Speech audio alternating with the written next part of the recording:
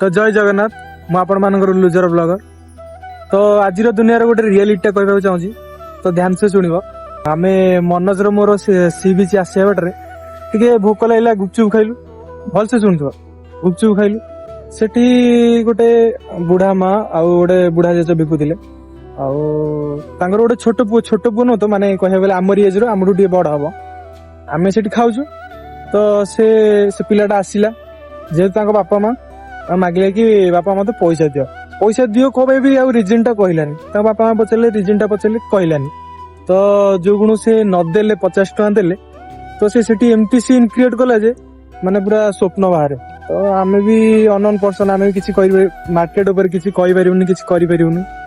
तो कहला से बाध्य देले बहुत ही माने झगड़ा कला पर बाध्य पैसा देले। तो पैसा नबार रिजन टा एटा कि कोन माल पियो को। तो भाई आमे सेठी अननोन पर्सन हिसाब रे आमे किछि कहि पाइलुनी बस शुणिलु।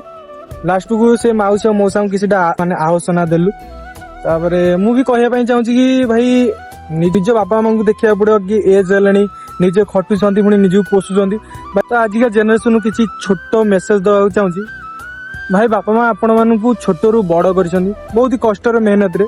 तो तांकर इज्जत करिया सिख रिस्पेक्ट दवा सिख कहीं एमती बीच बजार अपमान करवा झगड़ा करवा लोक हसा करवा एटा ठीक नुहे। तो भाई जेपर्यंत बापा माँ अच्छा भलसे रख ध्यान नियो माने कह गले भगवान भली रख।